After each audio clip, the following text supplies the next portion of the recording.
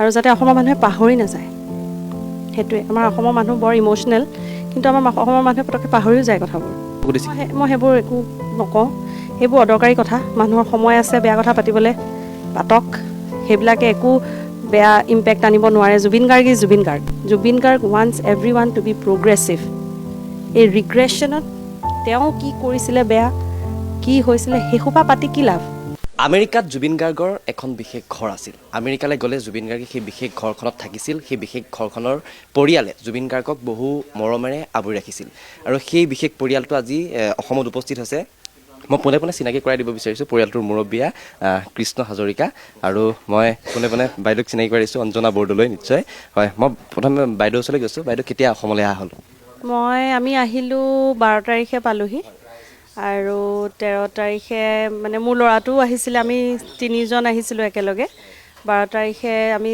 ৰাতি 11:30মান বজাত মানে গুৱাহাটী পাইছোঁ আৰু 13 তাৰিখে আমি গোটেই সময়খিনি উৰুকাৰ দিনাখন ইয়াতে মা ষ্টুডিঅ'তে কটালোঁ কিয়নো আমাৰ মেইন উদ্দেশ্যটো আছিলে এটি গান ৰিলিজ কৰা আৰু গীতটোৰ নাম হৈছে অ' জুবিন মামা গতিকে আমাৰ সেই আমেৰিকাত থাকোঁতে এইটো পৰিকল্পনা আছিলে অজয়ৰ লগত আমি কথা পাতি মানে প্লেন কৰি থৈছিলোঁ যে উৰুকাৰ দিনাখন আমি ডাবিং কৰিম গীতটোৰ তাৰপাছত আমি সেই আৰু 17 তাৰিখে আমি জুবিন ক্ষেত্ৰত ৰেকৰ্ডিং কৰিম সেইটো প্লেনিং আছিলে গতিকে খুব সুন্দৰকৈ হৈ গ'ল আৰু আজি শুভমুক্তি হ'ল আৰু মানে গীতটো খুব সুন্দৰ হৈছে একদম সাধাৰণ এটি গীত আৰু জুবিন গাৰ্গৰ মন মানে কাৰণেই বনোৱা নিচিনা আৰু সৰু ল'ৰা ছোৱালীখিনিয়ে মানে একেলগে গাব পাৰিব স্কুলত সেইটোৱে মেইন উদ্দেশ্য আছিলে আশ্বিনে যেতিয়া গীতটোৰ পৰিকল্পনা কৈছিলে যে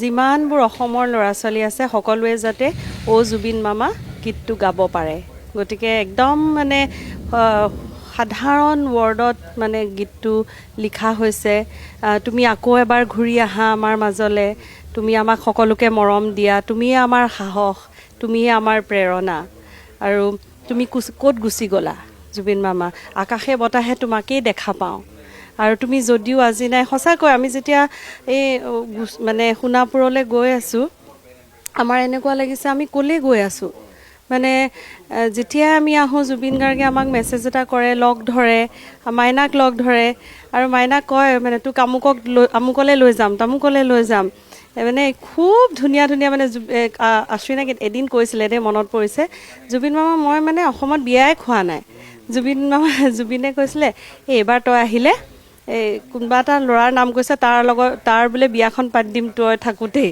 যাতে তই বিয়াখন খাব পাৰ ইমান মানে মৰম কৰিছিলে মানে গীতটো আমি যিহেতু আজি শুনিছোঁ সঁচাকৈ বৰ সুন্দৰ হৈছে গীতটো আৰু সি যদিও আমেৰিকাত থাকে সুন্দৰকৈ স্পষ্ট হৈছে অসমীয়া ভাষাটো প্ৰথমে জুবিন গাৰ্গৰ লগত যিহেতু আপোনালোকৰ এটা মধুৰ সম্পৰ্ক আছিলে জুবিন গাৰ্গ যিহেতু আমেৰিকালৈ গ'লেই আপোনালোকৰ ঘৰতে প্ৰায় আছিলে জুবিন গাৰ্গক প্ৰথমে ক'ত সাক্ষাৎ হৈছিলে জুবিন গাৰ্গক কেনেদৰে আপোনালোকে লগ পাইছিল আমি লগ পাইছোঁ 2007ত জুবিন গাৰ্গ আমাৰ হেৰিলৈ আহিছিলে ৱাশ্বিংটন ডিচিত আহিছিলে কনভেনশ্যন আছিলে তেতিয়া আমাৰ মাইনা 9 মাহ আশ্বিনৰ 9 মাহ আৰু তেতিয়া মানে মই ইমান হেৰি কৰা তেতিয়া মানে আমি জুবিন গাৰ্গক মানে গড বুলি লওঁ মানে Zubeen Garg is a god for us আমি মানে সেই জুবিন গাৰ্গৰ গানখিনি শুনি আমি প্ৰেম কৰিবলৈ শিকিছিলোঁ জুবিন গাৰ্গৰ গানখিনি শুনি আমি মানে সেইটো সময়ত মানে তেওঁ মানে আৰু তেতিয়া মানে আমাৰ সেই যে 2007ত আহিছিলোঁ মই গৈ পেলাই জুবিন গাৰ্গৰ লগত এখনো ফটো তোলা নাছিলোঁ কিন্তু ভগৱানৰ নিচিনা মানুহ এজনৰ লগত কেনেকৈ ফটো তুলিম এতিয়া মোৰ গুজবাম আহিছে মানে সেই কথাটো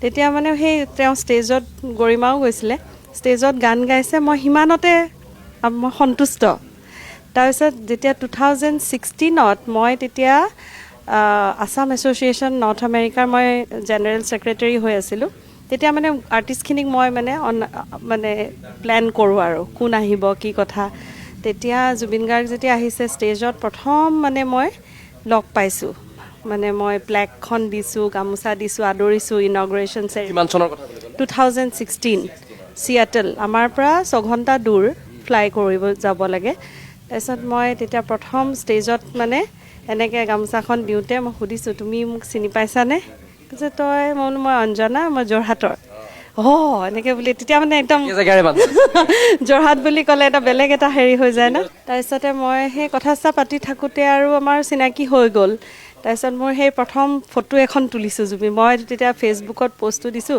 finally A picture with legend Zubeen Garg. তাৰপিছতে সেই যে হেৰিটো হ'ল, তাৰপিছত তেওঁ ঘূৰি যাব লাগে ছিয়েটলৰ পৰা, কিন্তু তেওঁ আমাৰ ৱাশ্বিংটন ডিচিলৈ আহিম বুলি ক'লে, যে মই তহঁতৰ ঘৰলৈ আহিম। ইমান মানে এটা মানে কৃষ্ণৰ লগত খুব ধুনীয়া এটা সম্পৰ্ক হৈ গ'ল। একদম ৰাতি 3টামান বজাৰ পৰা ৰাতিপুৱা 6টালৈকে ইয়াৰ হাতখনত ধৰি কৈছে, তই বৰ ভাল মানুহটো, তোক কিবা এটা মোৰ বিৰাট ভাল লাগিলে এনেকৈ বুলি কয়। আমি কৈছোঁ তুমি শুৱা, কৈছে you stay, you both stay, এনেকৈ বুলি কথা পায়। ইংলিছত খুব ধুনীয়াকৈ কথা কয় না, একচেণ্টবিলাক বিৰাট ধুনীয়াকৈ কয়। তাৰপিছত আমি প্ৰতিটো ভাষাতে দখল আছিলে। তাৰপিছত বৰ ধুনীয়া ধুনীয়া কথা পাতিছে। তেতিয়া চে গুৰেভাৰ লগত খুব মানে একদম চেৰ কথা পাতিছে, ছ'চিয়েলিষ্ট। আৰু মই হৈছোঁ সমাজকৰ্মী, মই আমেৰিকাত বহুত কিবা কিবি কাম কৰোঁ। মই কৈছোঁ মই এইটো কৰোঁ, আমুকটো কৰোঁ, অসমৰ কাৰণে এইটো কৰোঁ, মানে একদম বিৰাট ইণ্টাৰেষ্টেড। আমাৰ কনভাৰ্চেশ্যনবোৰ মানে প্ৰগ্ৰেছিভ কনভাৰ্চেশ্যন। তেতিয়া কৈছে তই দেখোন একেলগে মই কাম কৰিম।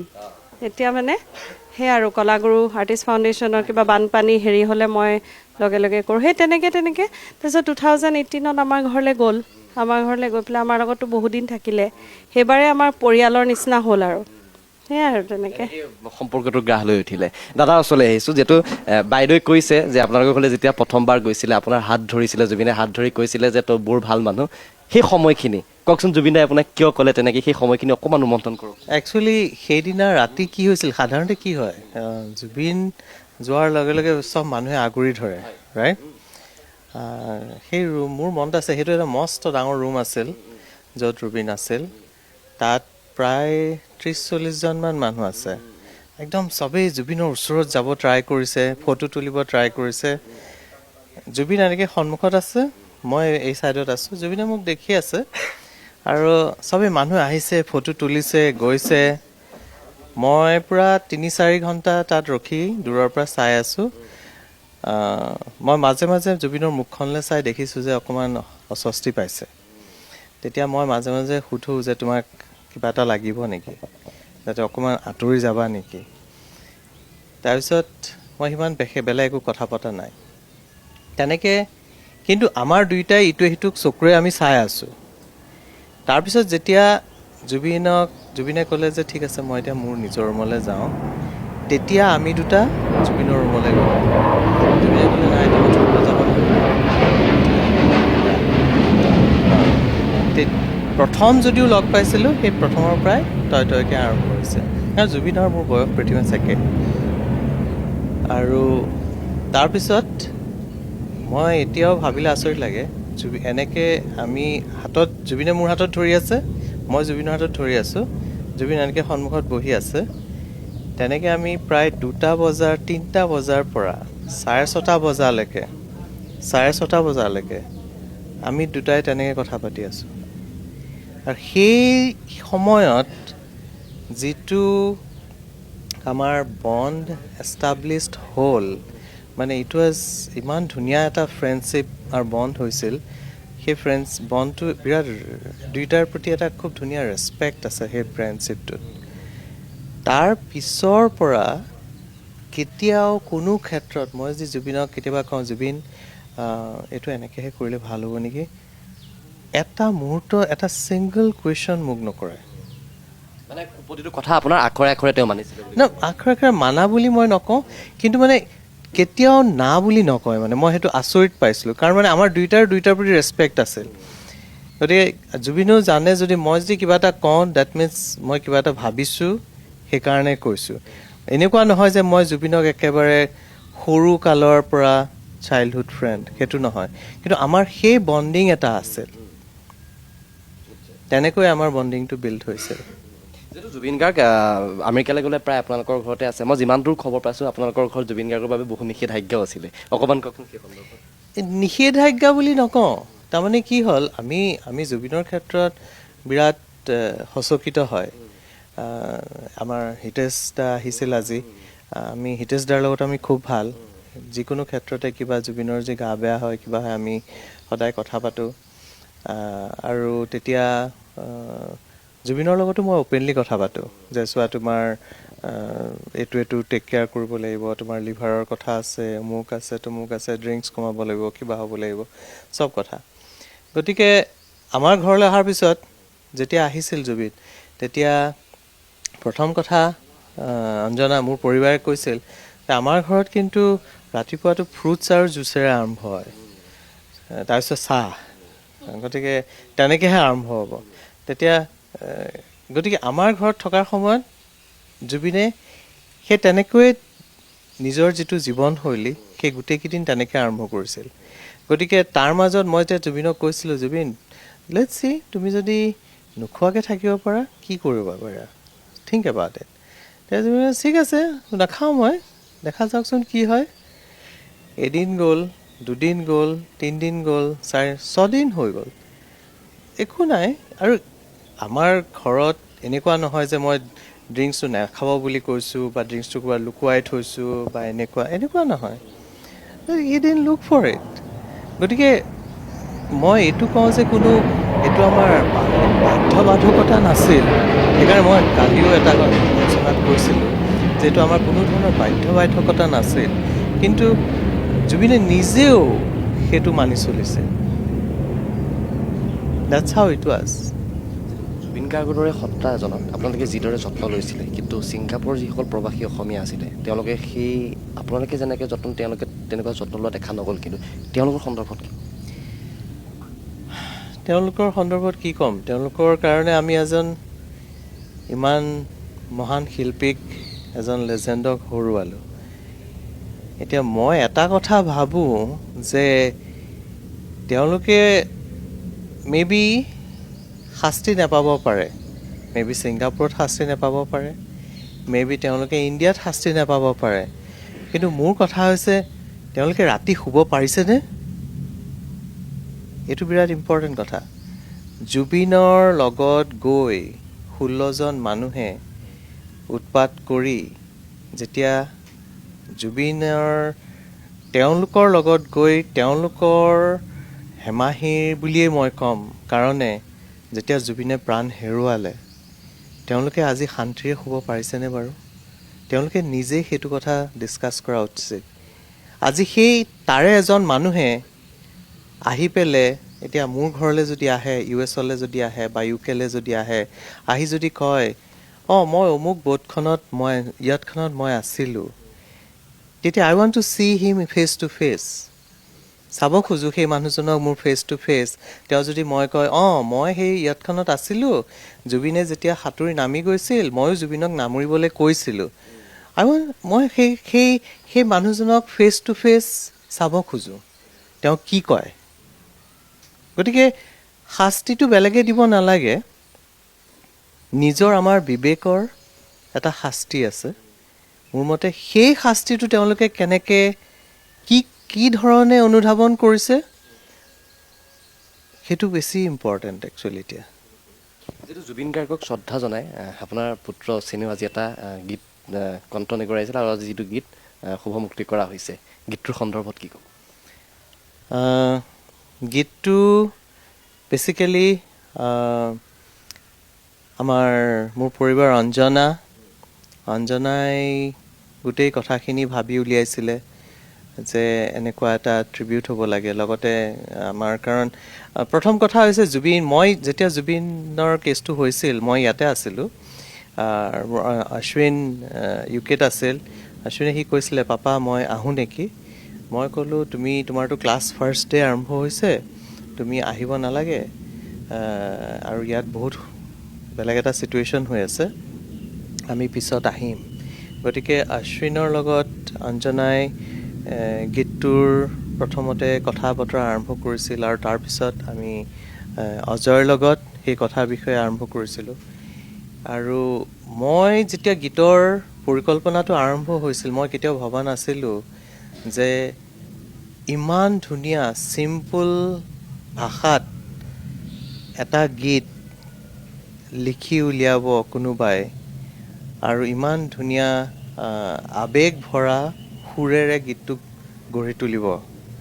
কিন্তু আজি যেতিয়া মই গোটেই গীতটো শুনিছোঁ বা গীতটোত ইভেন আজি যেতিয়া কণ্ঠদান কৰা হৈছে, গীতটোত ভিডিঅ'গ্ৰাফি কৰা হৈছে, তাৰপিছত গীতটো যেতিয়া সম্পূৰ্ণ হৈ উঠিছে, তেতিয়া গীতটোত এটা ইমান ধুনীয়া এটা অনুভূতি আছে, মই নিজেই একচুৱেলি সঁচাকৈ গৰ্বিত। ঠিক আছে, ধন্যবাদ দাদা। মই বাইদেউৰ ওচৰলৈ আহিছোঁ। যিহেতু মই গম পাইছোঁ, কিছু খবৰ পাইছোঁ যে জুবিন গাৰ্গৰ আপোনালোকৰ ঘৰতো বহুকেইটা গীতৰ সৃষ্টি হৈছে, আৰু যিটো গীত জুবিন গাৰ্গৰ মা এলবামৰ এটা গীতো সৃষ্টি হৈছিলে, সেই সময়খিনি আপোনাৰ নিশ্চয় মনত আছে কেনেদৰে জুবিন গাৰ্গে গীতটো লিখিছিলে, অকণমান কওকচোন। মানে তেতিয়া সেই ৰাতি 3টামান বাজিছে, আমি কথা চথা পাতি, জুবিন গাৰ্গেতো দেৰিকৈ শুৱে, আমি ডিনাৰটো কিন্তু খুব আৰ্লি ডিনাৰ কৰোঁ দেই। আমি মানে প্ৰায় 7টামান বজাত আমাৰ ডিনাৰ খোৱা হৈ যায়। তেওঁ অকণমান খায়, আৰু তেওঁ এবাৰেই খায়, ভালকৈ খায়। তাৰপিছত আমি ৰাতি কথা চথা পাতোঁ, গান চান শুনো, চিনেমা চাওঁ, সেইবিলাক কৰি থাকোঁ। তাৰপিছত মোক কৈছে, মোৰ কাগজ এখন দে। মই কাগজ এখন, মই বোলো এতিয়া ৰাতি 3টা বজাততো তুমি শুবহে লাগে, এতিয়া কাগজখন কেলৈ লাগে? তাৰপিছত মই এটা গান লিখিব খুজিছোঁ এনেকৈ। তাৰপিছত আৰু সেই তেনেকৈতো লিখিয়ে আছে বাৰু। সেই আৰু মোৰ মনৰে কল্পনা, জেতুকা হোৱা না, মোৰ প্ৰেমৰে থাপনা, অস্থিৰ আবেগৰ পৰশ লোৱা না, খুব ধুনীয়া গীত। তাৰপিছতে ৰাতিৰ ভিতৰত লিখি উলিয়াইছিলে সেইটো তেওঁ মানে তেনেকৈ পটাপট কৰিয়ে থাকে। মইতো আমিতো বুজি নাপাওঁ ন এইবিলাক কথা, ইমান এজন শিল্পীয়ে এইবিলাক দেখিয়ে পোৱা নাই, আমি গান শুনা মানুহে, কিন্তু এইবোৰ দেখিতো আমি আচৰিতেই হৈ থাকোঁ মাজে মাজে, কি হৈ আছে এইবিলাক আমাৰ ঘৰত। আৰু সেই গিটাৰখন লৈ পেলাই মোক মোবাইলটোত ৰেকৰ্ডিং কৰিবলৈ দিয়ে, সুৰটো ৰাহুলক পঠিয়াই দে, মোক তেনেকৈ কয়। আকৌ পঠিয়াই দে, অনুৰাগক পঠিয়াই দে। অনুৰাগক খুব ভাল পায় মানে কৈ থাকে, সি বহুত বেলেগ বস্তু। অনুৰাগৰ কথা বহুত ধুনীয়াকৈ কয়। নীলোৎপলক বিৰাট ভাল পায়, নীলোৎপলকতো বহুত মানে এইবিলাক মানে মই কৈ সেইবিলাক সম্পৰ্ক আৰু। তাৰপিছত মোক এনেকৈ পঠিয়াই দিবলৈ কওঁ, মই পঠিয়াই দিওঁ আৰু। তাৰপিছতে দেখিছোঁ ইমান ধুনীয়া ধুনীয়া গান। সেই তেনেকুৱা, মইতো ইমান বুজি নাপাওঁ মানে মই নিজে মানে গান শুনো, গানো গাওঁ, কিন্তু মানে এই লিখা, সুৰ দিয়া, এইবোৰ বস্তু মানে মোৰ কাৰণে একদম, মই বিৰাট ফূৰ্তিত থাকোঁ। আমাৰ ঘৰত যে ইমান ধুনীয়া ধুনীয়া সৃষ্টি হৈছে, মানে আমাৰ এটা বেলেগ, মই জুবিন গাৰ্গক কওঁ, তুমি বাৰু কি হ'লা বাৰু, কেনেকৈ লিখিলা বাৰু? সি কয়, তই দেখিছ নহয় মোক, এনেকৈ যে কয় যে কথাবোৰ, আই এম লাইক ডেট, এনেকৈ বুলি কয়। ইমান যে ভাল লাগে গোটেই, আৰু আমি মানে হাঁহিয়ে থাকোঁ। তেওঁ যেতিয়া আমাৰ ঘৰত থাকে, আমাৰ ঘৰখন মানে এনেকুৱা অনবৰতে আমি হাঁহি থাকোঁ। ৰাতিপুৱা শুই উঠি যেতিয়া গা চা ধুই আহে, একদম ধেমেলীয়া আছিলে, শিশু সুলভ এজন মানুহ। আমি হাঁহিয়ে থাকোঁ মানে, কৈছোঁ নহয় কিমান ষ্টৰি কয়। এনেকৈ কয়, ইয়াক তই আজি একো বনাব নালাগে, মই বনাম, এনেকৈ বুলি কয়। ভয়ে খাওঁ, কিনো বনাব। মানে আমি মানে ৰাতিপুৱা শুই উঠি যেতিয়া গাটো ধুই সেই চিৰিটোত জঁপিয়াই আহে, ফূৰ্তি কৰি।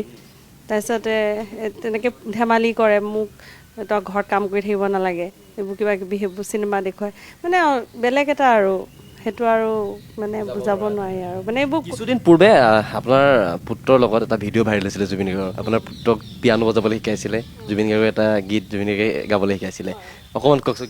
মানে সেইবোৰ স্পণ্টেনিয়াছ, মানে মাইনাই আশ্বিনে খুব ভাল পিয়ানো বজাবলৈ শিকিছিলেহে দেই, নিজে। মানে সি কেতিয়াও গৈ পেলাই স্কুলত পিয়ানো শিকা নাই। সেই গানটো শুনি সি উঠায়, মানে গানবোৰ শুনে আৰু বজায়, মানে শুনিলেই গানটো উঠাব পাৰে আশ্বিনে। তাৰপিছত এনেই আৰু আমি চবেই বহি কিবা কিবি, জুবিনেও কিবা ফোনত কিবা কৰি আছে, মই পাকঘৰত আছোঁ। সেইখিনিতে আমাৰ ডাঙৰকৈ লিভিং ৰুম এটা আছে, তাতে পিয়ানোখন মানে আছে। তাৰপিছতে আৰু সেই বহি পেলাই সি কিবা ইংলিছ গান বজাই আছে। তাৰপিছত জুবিন আহিলে, ওচৰত বহি পেলাই, তই মায়াবিনীটো জান নাই? বোলে মামা জানো। বোলে গা মোৰ লগত। তাৰপিছত সেই গাই পেলাই, মই যেতিয়া বনাইছোঁ এইটো কৰ্ড, মইতো বুজি নাই পোৱা বাৰু, এতিয়া তোমাক বুজাব নোৱাৰোঁ, কিন্তু সেই কৈছে মানে কম্প'জাৰবিলাকে এইকেইটা ইউজ কৰে, মই এইটো ইউজ কৰোঁ।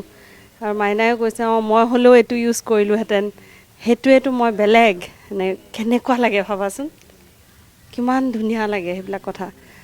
তাৰপিছত সেই তেনেকৈ বহুত এটা, সেইটো গান জাষ্ট মই ভিডিঅ' কৰি থৈছোঁ। তাৰ বাহিৰেতো আৰু বেলেগ আছেই, সেইটো জাষ্ট মই পটককৈ বোলো ভিডিঅ' এটা কৰি থৈ দিওঁ। কিন্তু মানে কিছুমান কথাত এতিয়া এনেকুৱা লাগে সেইটো সময়ত আমি নাজানো যে এইবোৰ হ'ব। আমি সেইকাৰণে ভিডিঅ' একো কৰাও নাছিলোঁ। সেইবোৰ স্মৃতি আমাৰ মানে প্ৰাইভেট, কিন্তু সেই আৰু অকণি বস্তু। কিন্তু এতিয়া লাগে যে ইছৰাম চব যদি থৈ দিলোঁহেঁতেন এখন মানে কেনেকুৱা এটা বস্তু হ'লহেঁতেন। সেয়াই আৰু। আপোনালোকে বহুদিনৰ মূৰত অসমলৈ আহিছে। এটা প্ৰশ্ন সোধোঁ, যিটো জুবিন গাৰ্গক আপোনালোকে প্ৰায় ওচৰৰ পৰা পাইছিলে, আমেৰিকালৈ গ'লে যিটো প্ৰায় আপোনালোকৰ ঘৰতেই জুবিন দাই পাৰ কৰিছিলে সময়বোৰ। এটা প্ৰশ্ন মই আপোনাক সুধিছোঁ যে বৰ্তমান সময়ত সামাজিক মাধ্যম যোগে জুবিন গাৰ্গক লৈ বহুতেই বিৰূপ মন্তব্য কৰিছে, হয়তো আপুনিও নিশ্চয় দেখিছে সেই কথাখিনি। আপুনি জুবিন গাৰ্গক কেনেদৰে পাইছিলে, সেই সন্দৰ্ভত কি ক'ব? খুব ৰেচপেক্ট কৰিব জানে মানুহক। মানে তেওঁৰতো অন্তৰখনটো একেবাৰে খোলা কিতাপ, খুব মৰম কৰে। আমাৰ ঘৰখনৰ প্ৰত্যেকজন সদস্য, আমাৰ এতিয়া যোৱাবাৰ যাওঁতে এটা সৰু আমাৰ পোৱালি অকণমানি ডগী এটা, কুকুৰ এটাও আছে, তাকো সেই ইউ আৰ ছ' বিউটিফুল এনেকৈ বুলি ক'ব জানে। তাক সেই এনেকৈ ভাত খোৱাৰ পৰা তাকো খুৱাই দিয়ে। মানে জীৱ জন্তু মানুহ সকলোকে মৰম কৰে। আৰু এটা কথা কওঁ যে খুব ৰেচপেক্ট কৰে, মৰম কৰে, ৰেচপেক্ট কৰে। কিন্তু কিবা যদি ভুল কৰা তোমাক মুখৰ আগতে কৈও দিব। সেই আপোনজনেহে সেনেকৈ ক'ব পাৰে। গতিকে জুবিন গাৰ্গক মই এইটোৱে কওঁ যে তেওঁ এজন ঈশ্বৰ পুত্ৰ আৰু আমাৰ মাজত সদায় জীয়াই থাকিব। জুবিন গাৰ্গ কেতিয়াও মানে নাই বুলি আমি মানি নলওঁ, আৰু তেওঁ আমাৰ অন্তৰত থাকিব। তেওঁ আদৰ্শখিনি লৈ আমি জীয়াই থাকিম, আৰু নেক্সট জেনেৰেশ্যনেও সেইখিনি লৈ জীয়াই থাকিব লাগিব। আৰু আমি তেওঁক লৈ এটা ইনষ্টিটিউট হয়, তেওঁক লৈ ৰিচাৰ্চ কৰিব লাগে। তেওঁৰ সৃষ্টিখিনিক আমি ৰিচাৰ্চ কৰিব লাগে। তেওঁৰ সৃষ্টিখিনিক আমি সংৰক্ষিত কৰিব লাগে, আৰু যাতে অসমৰ মানুহে পাহৰি নাযায়। সেইটোৱে, আমাৰ অসমৰ মানুহ বৰ ইম'চনেল, কিন্তু আমাৰ অসমৰ মানুহে পটককৈ পাহৰিও যায় কথাবোৰ। তেওঁক যাতে সদায় জীয়াই ৰাখে। মই এতিয়া এটা দেখিছোঁ, ৰাস্তাবিলাকত তেওঁ হেৰিবিলাক নাইকিয়া হৈ গৈছে।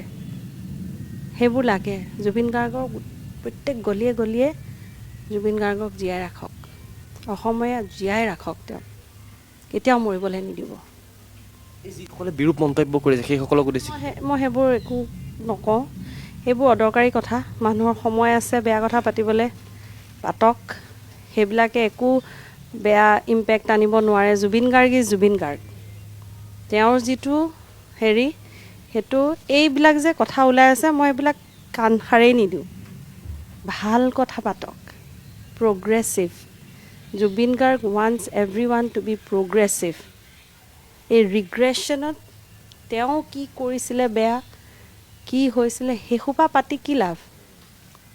মানুহৰ মাইণ্ডটো সদায় আগবাঢ়ি যাব লাগিব, ভাল কথা পাতিব লাগিব। সেইকাৰণে আমি মিলিছিলোঁ বহুত কথাত। Progressive discussion, not negative. Negativity গোটেই অসমীয়া জাতিটোক তললে নিব। পজিটিভ কথা পাতক, ভাল ভাল কথা আহিব, নতুন বস্তুৰ সৃষ্টি হ'ব। গম পাইছানে? অসমৰ ল'ৰা ছোৱালীয়ে ভাল কথাবোৰ যেতিয়া ল'ব, তেতিয়া জুবিন গাৰ্গৰ আদৰ্শলৈ নতুন বস্তুৰ সৃষ্টি হ'ব। আজি এইটো মোৰ ল'ৰাই এটা নতুন গীত সৃষ্টি কৰিছে, প্ৰগ্ৰেছিভ। গম পালানে? এসোপা যোনে বেয়া কথা কৈ আছে, এইবোৰ এদিন আহিব, নাইকিয়া হ'ব। ভাল বস্তুবোৰহে আমি সংৰক্ষণ কৰোঁ। মিউজিয়ামত ভাল কথাবোৰহে ৰাখিম, বেয়া কথাবোৰ ৰাখিম জানো? হয়নে নহয়? ভাল কথা ভাবোঁ। আমি অনুষ্ঠানটো শেষ কৰিম। শেষৰটো প্ৰশ্ন আপোনাক সুধিম, যিটো জুবিন গাৰ্গৰ ন্যায় যুঁজখন বৰ্তমানে অব্যাহত আছে, চলি আছে। জুবিন গাৰ্গৰ ন্যায়ৰ বাবে বহুতে মাত মাতি হয়তো কাৰাগাৰত থাকিবলগীয়া হৈছে। অজয় দাহঁতে কাৰাগাৰত দিন কটাই আহিছে। এই যে ন্যায় যুঁজখন বৰ্তমানেও চলি আছে, কি ক'ব? জাষ্টিছটো ভাল হ'ব লাগে। মানে জাষ্টিছ বুলি ক'লেতো জুবিন গাৰ্গটো ঘূৰি নাহে, অলৰেডি ইনজাষ্টিছ হৈ গ'ল, হয়নে নহয়? তেওঁ নাইকিয়া হোৱাটোৱে ইনজাষ্টিছ। তেওঁ আমাৰ অসমৰ সম্পদ, তেওঁ নাইকিয়া হ'ল। তেওঁ নিজেই কৈছিলে মৰাৰ পিছত জাষ্টিছ বিচাৰি লাভ নাই, কিন্তু আমাৰ মনৰ শান্তিৰ কাৰণে লাগিবই। শাস্তি, যোনে বেয়া কাম কৰিছে শাস্তি পাবই লাগিব। এতিয়াতো বহুত শুনিছোঁ, লগৰ ফ্ৰেণ্ড শুৱে বাৱে থকা যিসকল মানুহ আছিলে, যাক আমি অংগৰক্ষক হিচাপেও আমি ভাবিছোঁ, আহিহে শুনিছোঁ। মই এইবোৰ নাজানিছিলোঁ। আমিতো দূৰৰ পৰা সদায় সকলোকে সমান বুলিয়ে ভাবোঁ। গতিকে যিখিনি মানুহে বেয়া কাম কৰিছে তেওঁলোকেতো তেওঁক জুবিন গাৰ্গ ভগৱান যদি তেওঁক শাস্তি নিজেই দিব, হয়নে হয়নে নহয়? শাস্তিটো তেওঁ নিজেই দিব। আৰু তেওঁ যদি জুবিন গাৰ্গৰ নিচিনা মানুহ এজনক কিবা বেয়া হেৰি কৰিছিলে, অপকাৰ কৰিছিলে, তেওঁলোকে তিল নিজেই শাস্তি পাব। গতিকে এইটো আইনী ব্যৱস্থাত যিখিনি শাস্তি পাব লাগে অসম চৰকাৰে সেইখিনি পদক্ষেপ লৈছে, ঘৰৰ পৰিয়ালে লৈছে। আমি এইটোৱে ক'ম যে জুবিন গাৰ্গে যদি জাষ্টিচ নাপায় কোনে পাব? জুবিন গাৰ্গে ইমান দি থৈ গ'ল, আমি যদি অসমীয়াত একো দিব নোৱাৰোঁ কেনেকৈ হ'ব? কোনে কৰিব? হয়নে নহয়? গতিকে জাষ্টিচ পাব মোৰ বিশ্বাস। আৰু এইটোৱে প্ৰাৰ্থনা, তেওঁ যাতে য'তে নাথাকক তেওঁ যাতে শান্তিত থাকক, অসমৰ মানুহে যাতে শান্তিত জীয়াই থাকিব পাৰিব। সেয়ে আজি মানে সেয়ে জাষ্টিচ। খুব আৱেগিক হৈ পৰিছে। আপোনাকো মই চৰি কৈছোঁ, মই কোনোব বিচৰা নাছিলোঁ আচলতে আপোনাক, বেয়া নাপাব। বাকী আপোনালোকে ইমানখিনি সময় দিয়াৰ বাবে ধন্যবাদ জ্ঞাপন কৰিছোঁ। ভালে থাকক আপোনালোক, ধন্যবাদ। ঠিক আছে।